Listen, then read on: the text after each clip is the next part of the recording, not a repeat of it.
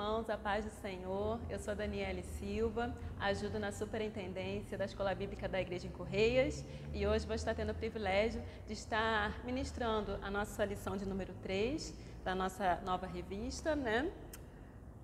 Igrejas do Novo Testamento. E a nossa lição de número 3, o título aqui está escrito O Alimento da Adoração, tá? Mas na realidade o título dessa lição é A Igreja em Jerusalém, tá bom? Você pode conferir lá no índice da revista ou aqui também no finalzinho fala, né, o título das lições, e a lição de número 3 tem por título A Igreja em Jerusalém, tá ok? E o objetivo dessa lição é apresentar para o aluno um modelo de igreja exemplar. Então, estaremos estudando essa lição. Maravilhosa essa lição, como temos aprendido, a leitura diária, né, as leituras sugeridas de segunda a domingo, maravilhosas, como falaram no nosso coração. Que se você estiver atrasado aí no teu estudo, estuda porque vale muito a pena. Tá joia? Nós vamos ler aqui, o texto básico se encontra em Atos 2, dos versos 42 a 47, bem conhecido, né, esse texto. Pega aí sua Bíblia, diz assim: E perseveravam na doutrina dos apóstolos, na comunhão, no partir do pão e nas orações. Em toda a alma havia temor, e muitas maravilhas e sinais se faziam pelos apóstolos. Todos os que criam estavam juntos e tinham tudo em comum. Vendiam suas propriedades e bens e repartiam com todos, segundo as necessidades de cada um. Perseverando unânimes todos os dias no templo e partindo pão em casa, comiam juntos com alegria e singeleza de coração, louvando a Deus e caindo na graça de todo o povo. E todos os dias acrescentava o Senhor à igreja aqueles que se haviam de salvar. Então, aqui o nosso texto do texto básico da nossa lição de número 3. Tá joia? Vamos então entrar aqui já na nossa revista. Temos aqui uma pequena introdução. E essa introdução vai estar falando sobre a visão da Igreja Católica Apostólica Romana, sobre o que seria a verdadeira igreja, o corpo de Cristo, tá? Nós estudamos na semana passada que a Igreja de Cristo, né, ela é católica. A palavra católica significa universal. Então, por que a Igreja de Cristo, a verdadeira Igreja de Cristo, ela é católica? Porque ela é universal. Porque qualquer pessoa, né, não importa se na antiguidade ou se agora, que tenha crido, que creia que Jesus Cristo verdadeiramente é o Filho de Deus, o Salvador, entregue sua vida a Jesus e seja regenerado pelo Espírito Santo, essa pessoa, ela é igreja. Ela faz parte da igreja, não importa a época em que ela viveu, não importa qual a sua nação, sua língua, sua etnia, ela faz parte da igreja, ela é abrangente, né? A igreja de Cristo, ela é abrangente, abrange pessoas de várias épocas, de vários lugares, não importa idade também, essa coisa toda. Então, por isso que a Igreja de Cristo, ela é católica, porque ela é universal, porque ela é abrangente. Então, por isso, a Igreja de Cristo, ela é católica. Mas nós bem sabemos que no início da Igreja houve a perseguição, né? A perseguição aos cristãos e pelo Império Romano. Em 313, o imperador Constantino, ele se converteu ao cristianismo. E em 380, depois de Cristo, claro, o Império Romano instituiu o cristianismo como a sua religião oficial. Daí, então, tornando, né, a religião oficial ali de Roma, ficou conhecida como a Igreja Católica Apostólica Romana. Então, essa é a diferença. Existe a religião católica apostólica romana, mas a Igreja de Cristo, ela é apenas católica, porque abrange pessoas de todas as nações, tá bom? Não estamos aqui de forma alguma querendo desrespeitar nenhuma religião, tá? Mas estamos vendo aqui, vamos ler aqui a declaração Dominus Jesus, tá? Sobre a unicidade e a universalidade salvífica de Jesus Cristo da Igreja Católica, tá? E vemos que essa doutrina, ela não tem sustentabilidade segundo a Bíblia, tá? Então, não estamos aqui desrespeitando a religião católica apostólica romana, mas vendo que essa tradição, muitas tradições não batem, né, com o que tem na Bíblia, tá? E aí diz assim: existe, portanto, uma única Igreja de Cristo que subsiste na Igreja Católica. governada pelo sucessor de Pedro e pelos bispos em comunhão com ele. As igrejas que, embora não estando em perfeita comunhão com a Igreja Católica, se mantêm unidas a esta por vínculos estreitíssimos, como são a sucessão apostólica e uma válida Eucaristia, são verdadeiras igrejas particulares. Por isso, também nestas igrejas está presente e actua a Igreja de Cristo, embora lhes falte a plena comunhão com a Igreja Católica, enquanto não aceitam a doutrina católica do primado, que, por vontade de Deus, o bispo de Roma objetivamente tem e exerce sobre toda a Igreja. Tá? Então, nessa defesa aqui da Igreja Católica Apostólica Romana, que foi publicada em agosto de 2000, para eles, né, a Igreja só é a Igreja mesmo de Cristo e só está em comunhão se as igrejas estiverem vinculadas à Igreja Católica Apostólica Romana e sob a autoridade do bispo de Roma, que é o Papa. Né? Mas nós vemos, segundo a Bíblia, que essa defesa é insustentável. Podemos ler, por exemplo, Mateus 16:18, onde Jesus, né, declara que Pedro é um fragmento de pedra. E a declaração de Pedro de que Cristo é o Filho de Deus é a pedra onde Jesus estava edificando a igreja. Tá? E também 1 Pedro 5:4 nos fala o próprio apóstolo Pedro mesmo, dizendo que Jesus é o sumo pastor. Tá bom?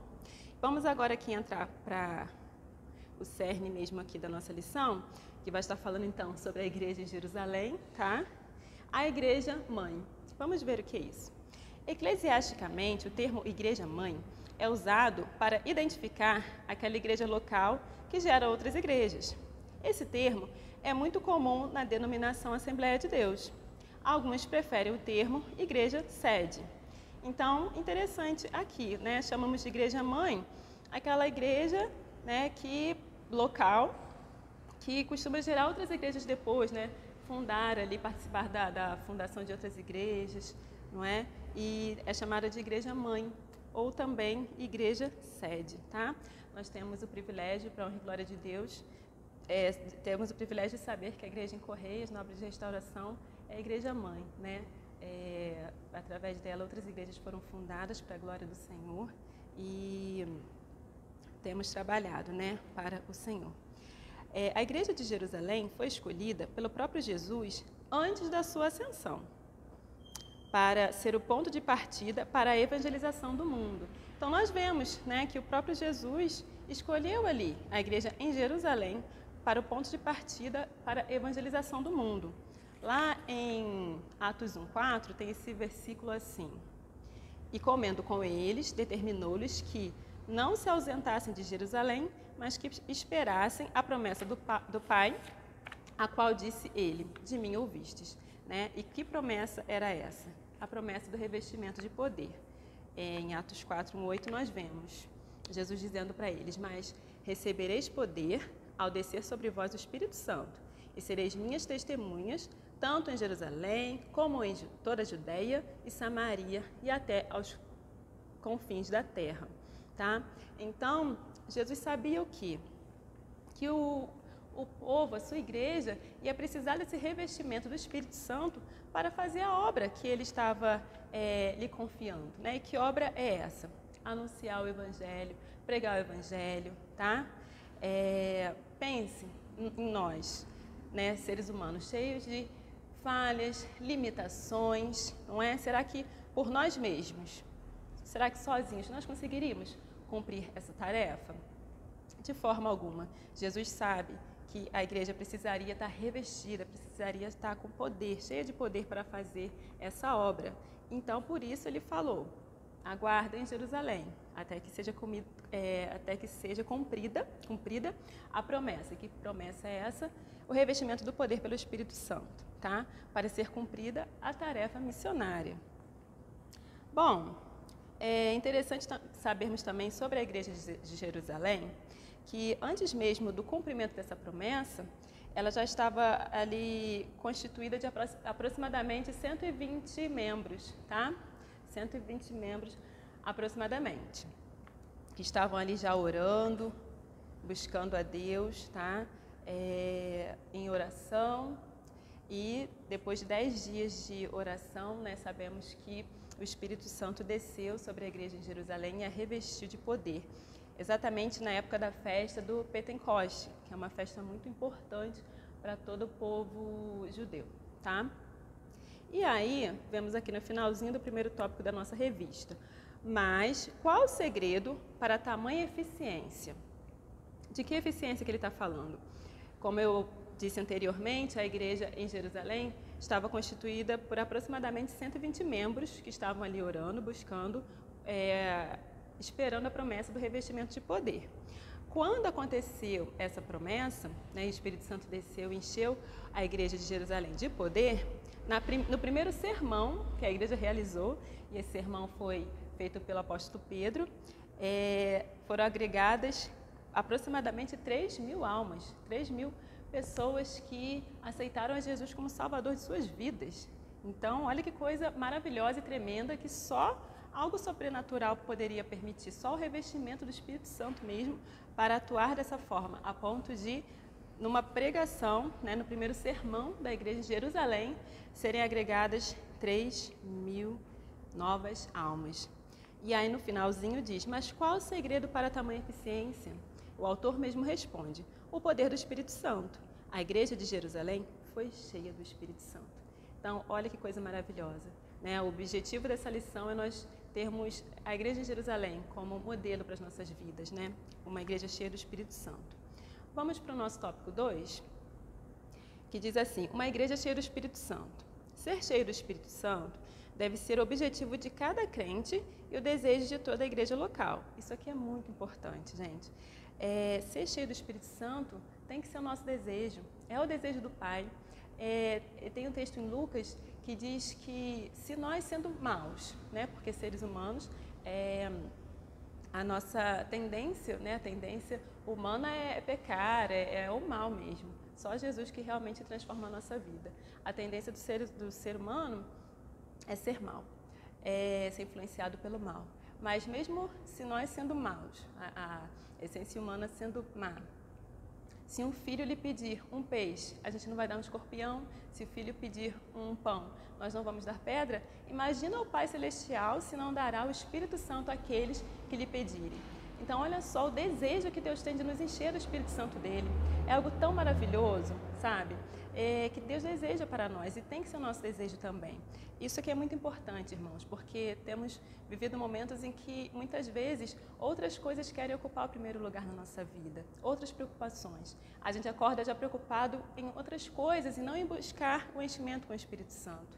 Não é pecado nós queremos uma vida melhor, nós queremos estudar para ter um futuro melhor, termos uma boa casa, né, comprar uma boa casa, fazer reforma, viajar, né, é tão bom, só que agora não é o momento apropriado para isso, né, é o momento que estamos vivendo, mas nada disso é errado nem é pecado, só que existem outras prioridades na nossa vida, na vida do cristão, e ser cheio do Espírito Santo de Deus ainda não caiu a nossa ficha de que, na verdade, é tudo que nós precisamos, tudo que nós precisamos. Sendo cheio do Espírito Santo, não importa o problema ou a aflição, a alegria de Jesus vai estar em nosso coração e a gente vai estar preparado e capacitado para cumprir o propósito que Deus tem na nossa vida. Então, que esse objetivo de ser cheio do Espírito Santo possa ser o desejo de cada crente e o desejo de toda a igreja local, tá? Esse versículo aqui, Efésios 5,18. E não vos embriagueis com vinho, no qual há dissolução, mas enchei-vos do Espírito Santo, que é um mandamento, não é apenas um conselho, não está na Bíblia só por estar, não.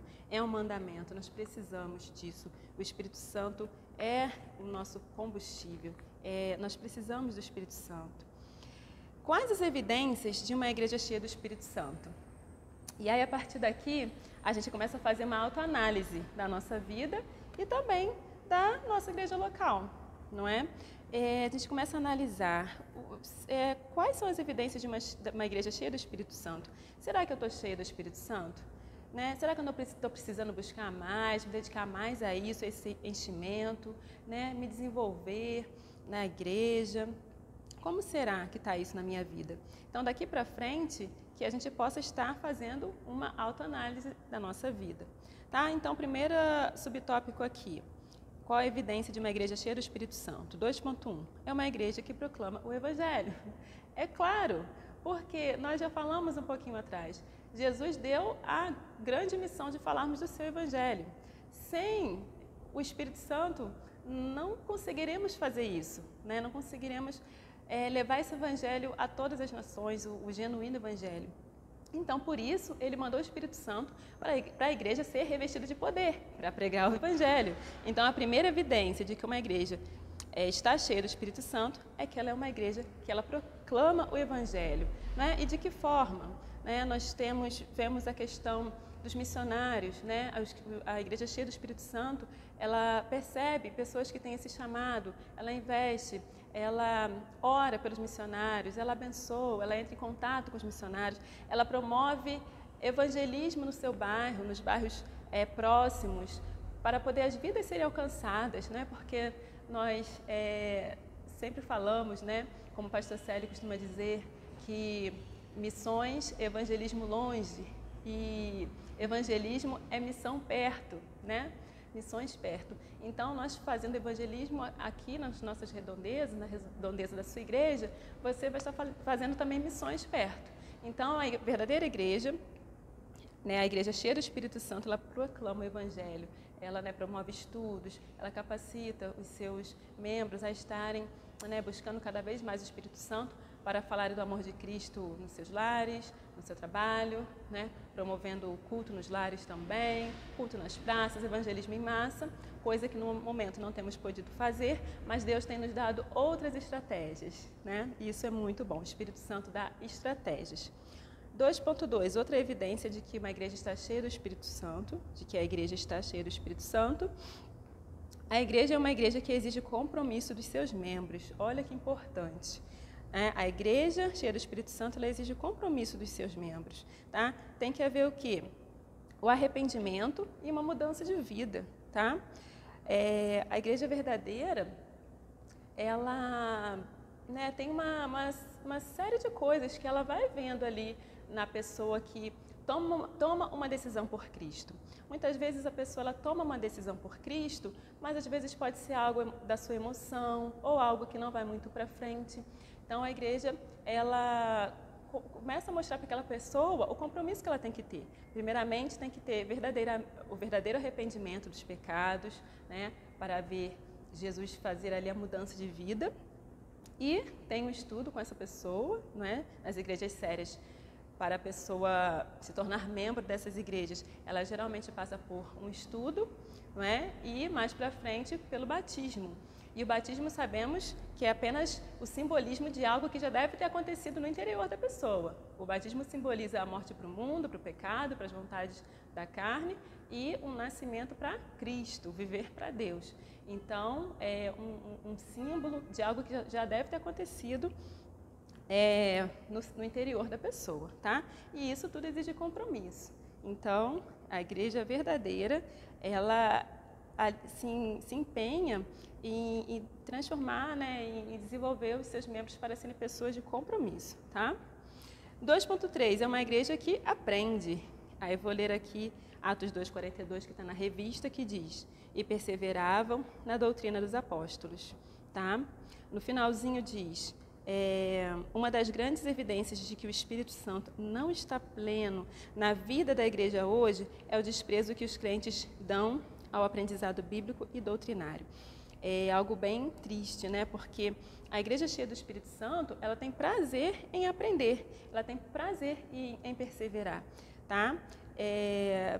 Nós temos o privilégio de termos, né, nossos cultos de doutrina nas quintas-feiras, termos a nossa escola bíblica dominical. Isso é muito bom, irmãos, é muito bom isso. Quero incentivar você aqui a continuar estudando, perseverando, né, enviando suas perguntas, e que o prazer de estudar a palavra de Deus aumente cada vez mais no teu coração, no meu coração, porque isso simboliza que o Espírito Santo está em nós e Ele quer nos encher, tá? É triste, né, quando vemos igrejas que não dão assim o devido valor, né, o primeiro lugar ao estudo da palavra de Deus. No nosso caso, nós temos a nossa EBD, que é a Escola Bíblica Dominical, mas tem igrejas que têm a EB, que é a Escola Bíblica, não é realizada no domingo, então por isso não é dominical. Mas tem o estudo, né, tem aquele momento especial de se estudar a palavra de Deus, isso é muito importante, tá? Então que possamos dar esse valor ao estudo da palavra de Deus, tá? Porque isso é uma evidência de que estamos cheios do Espírito Santo.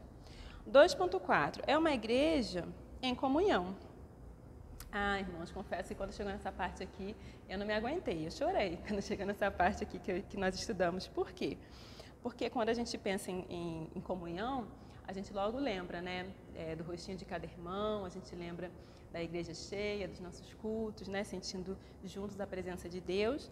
E nós estamos passando por um momento que isso não está sendo possível, essa aglomeração santa, né?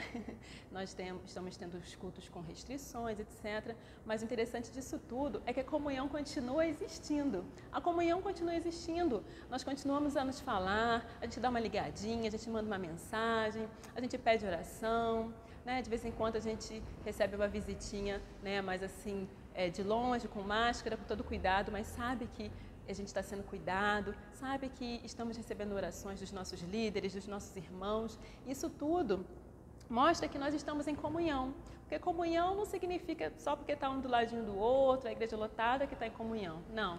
Né? Muitas vezes pode as pessoas estarem uma do ladinho da outra ali num templo, mas haver desavença, contenda, disse-me-disse, né? Isso é muito triste. Mas a comunhão, né, o distanciamento físico, ela não impede, ela não atrapalha, tá?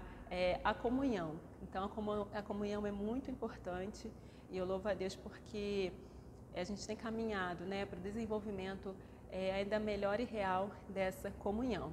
E cremos que em breve vamos poder estar juntos não só nesse espírito de comunhão que nós temos tido, esse sentimento, mas também fisicamente, né? Poder unir esse sentimento e também nos vermos fisicamente, estarmos juntos fisicamente vai ser uma bênção e nós estamos esperando isso no Senhor, tá bom? 2.5 é uma igreja que ora, com certeza. O autor diz assim: e perseveravam nas orações, que está em Atos 2,42. Não podemos enfrentar os desafios da vida com as nossas próprias forças. Antes de falar com os homens, precisamos falar com Deus. E a oração é o grande meio de graça que podemos utilizar para pedirmos a plenitude do Espírito, o poder de Deus. Nós vamos ser revestidos pelo Espírito Santo através da oração. Então não tem como uma igreja cheia do Espírito Santo não viver em oração. Nós temos sim cada vez mais orar, né? Buscar essa vida de oração, né? Melhorar ainda mais isso, porque orar é falar com Deus, é estar em comunhão com o Senhor, tá? Então, nós precisamos o quê? Ter o prazer em aprender sobre a palavra de Deus, mas nos empenharmos, melhorarmos também na nossa vida de oração. 2.6, é uma igreja reverente. Muito importante aqui também, ó. Em cada alma havia temor, Atos 2,43. A expressão temor denota respeito ou reverência. Significa levar Deus a sério. Temos que servir a Deus com reverência e santo temor, principalmente quando se tratar do culto a Deus. Tá? É muito interessante aqui, porque, por exemplo, a minha experiência com essa palavra temor, quando eu era mais nova, eu relacionava essa palavra temor somente a medo.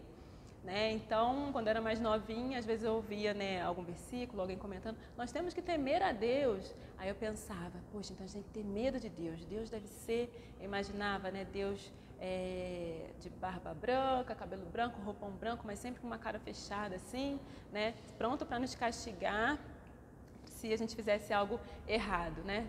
Então, assim, tinha uma visão de um Deus vingativo, um Deus zangado, né? Porque devíamos temer a Deus.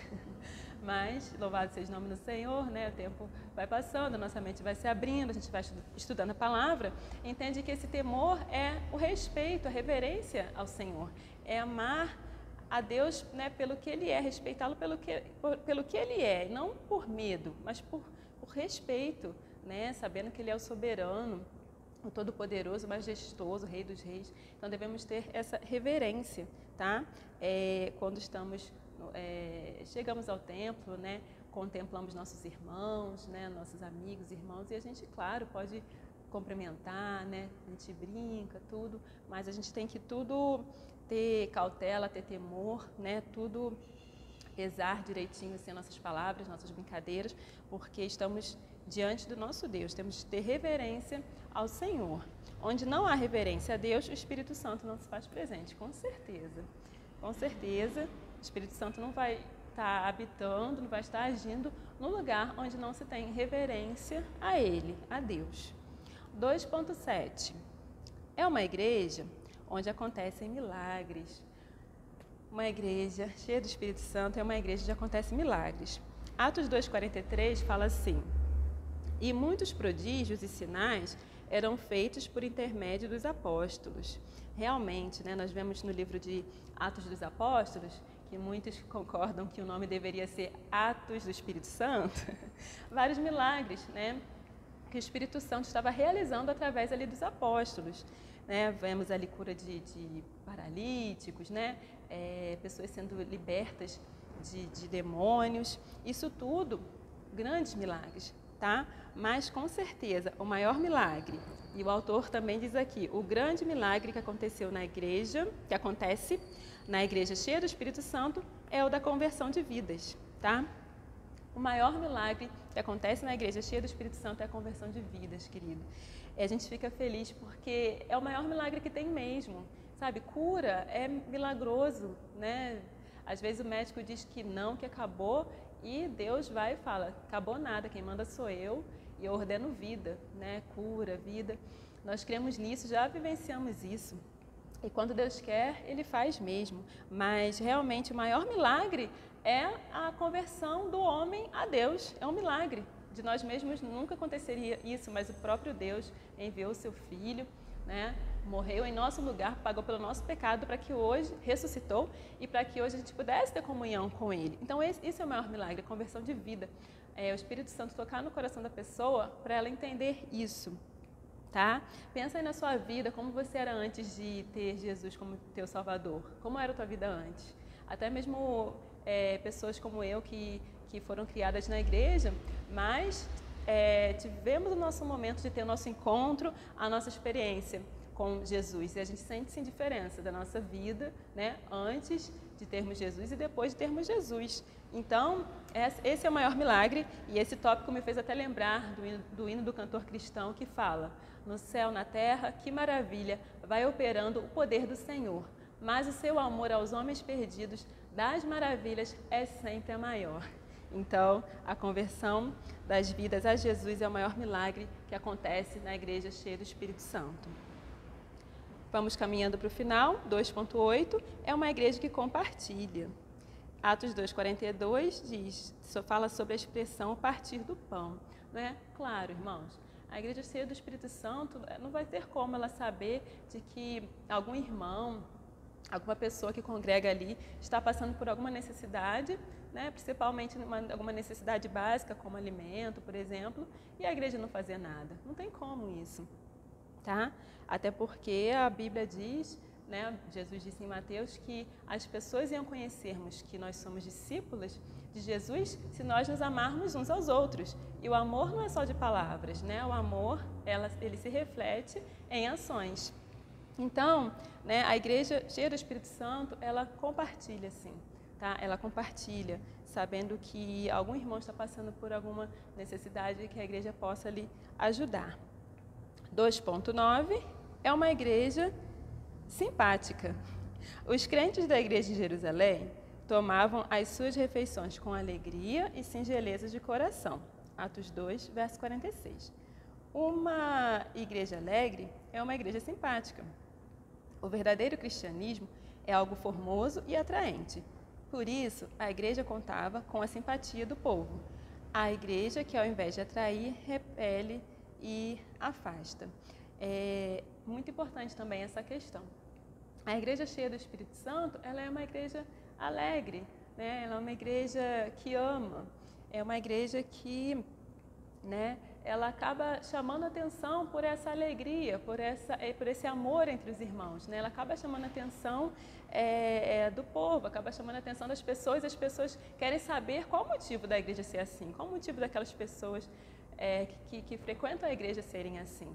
E o motivo é o Espírito Santo, é a alegria que o Espírito Santo coloca em nosso coração, tá? Então, outra evidência de uma igreja cheia do Espírito Santo é a simpatia. tá? E essa simpatia não significa que a igreja vai estar querendo agradar todo mundo, agradar as atitudes das pessoas, não.